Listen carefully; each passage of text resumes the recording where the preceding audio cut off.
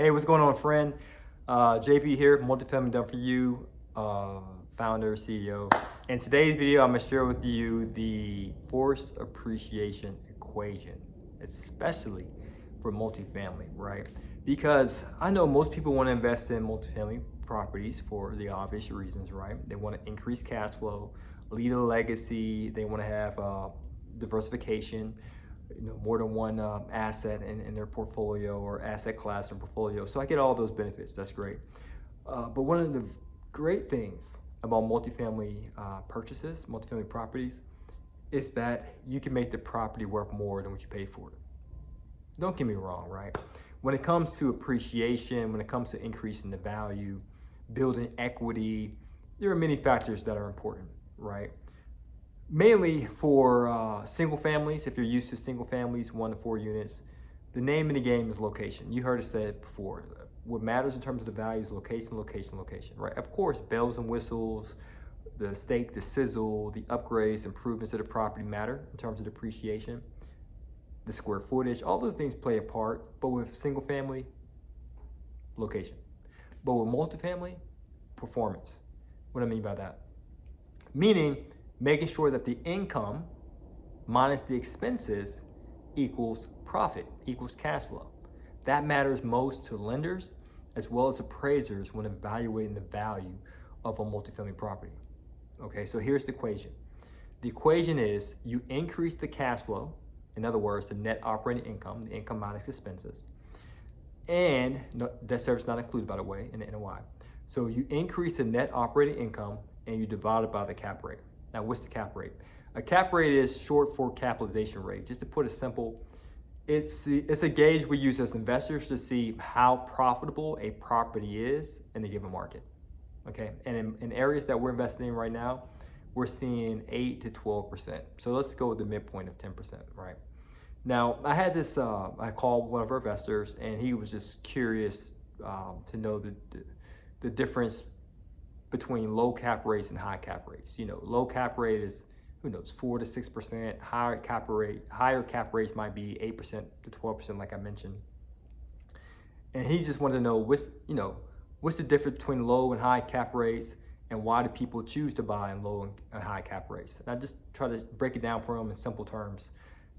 Investing in low cap rate areas, right? You might be living in one of those areas, right? You might be in the Miamis of the world, New York City, San Francisco, Los Angeles.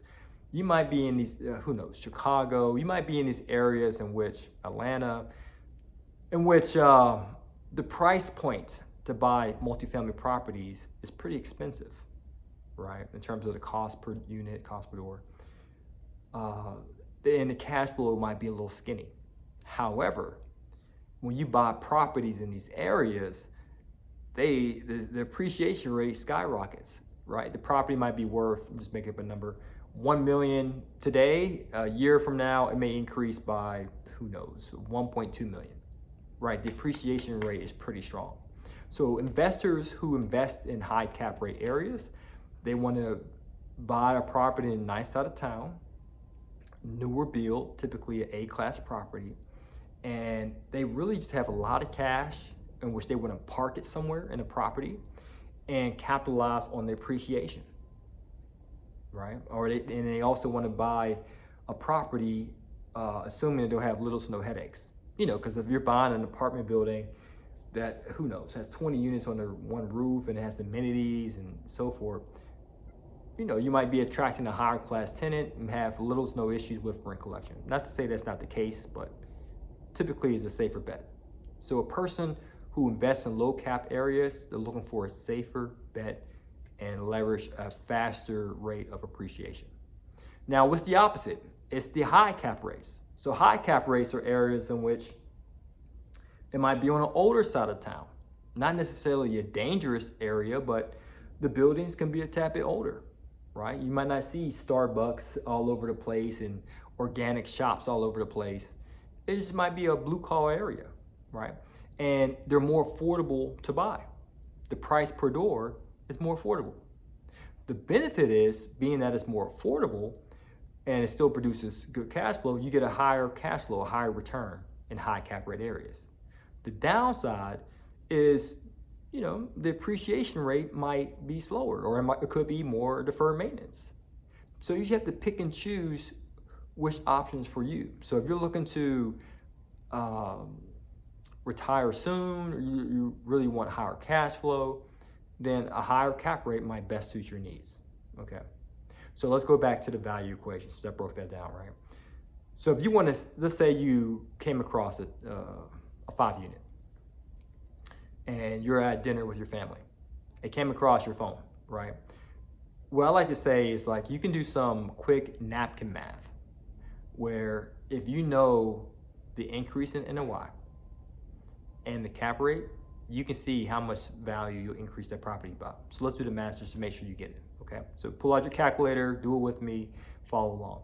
So let's say you did acquire a 5-unit and you were able to pull one out of the many levers to increase the value. I'm just going to use one in this scenario. Let's say you're able to add an additional bedroom, right? Let's say the square footage for each of these 5 units is 1,400 square feet, and it's a 2-bedroom, 1 bath.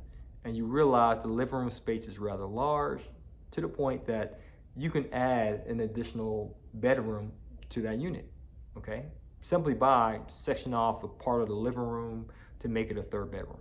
So that way you can increase the rents by $200, because let's say a 3-bedroom, 1 bath in that area demands additional $200 per unit. So let's say you do that, okay? Let's say that it costs you, just to make the math easy, let's say it costs you $100 a door per month to do that. So let's say it costs you $1,200, right? You just put up some walls, some window, whatever, and it just costs you $1,200. So that's $100 a month per unit, okay? That's the expense it costs you to do that. But let's say, instead of it being 200, let's say it was 300 increase in the rents, okay? So we can make the math easy since I'm doing it on top of my head. So that's a delta, right? A difference of $200.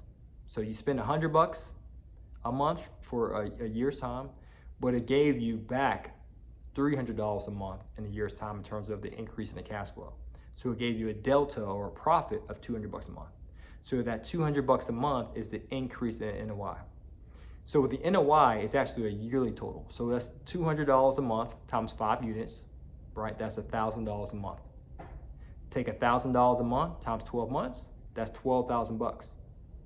So you increase your net operating income by $12,000 by spending $1,200 to add a 3rd bedroom for each unit, $1,200 per unit, over a year's time. But you've increased the rents $300 per unit over a year's time. Okay, so again, your NOI is $12,000. Now divided by the cap rate. Let's say the cap rate was 10%. So in your calculator, take 12,000 divided by 0.10, that represents a 10 cap, that comes out to 120K. So basically, by you spending $1,200 over a year's time, converting each one of those 5 2-bedrooms, 1 bath into a 3-bedroom, 1 bath, you not only increase your net operating income by $12,000 a year, so that's extra cash flow in your pocket, but you've also increased the property's value by 120K.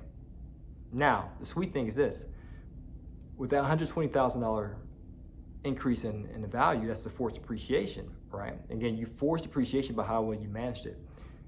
You can pull that out through a cash out refinance and then use that money to buy the next deal and the deal thereafter and the deal thereafter. All right, so that's just a simple example off the top of my head, just sharing with you the forced appreciation equation and how you can use it for multifamily. Now, I just share one lever, add an additional bedroom, but there are many, right? And that's why we love multifamily. Now, if you are ready to jump to multifamily investing, book a discovery call. Check the link below, so that way my team and I can see if we're a good fit for you, you're a good fit for us, and make the multifamily magic happen. All right? Now, hey, you don't have to do anything I share in this video, but all I'll say is this: just keep coming back, keep viewing our content to the point you have the confidence to be a decision maker and take action. As always, guys, this is to your success. Continue to earn passively, live passionately. Peace.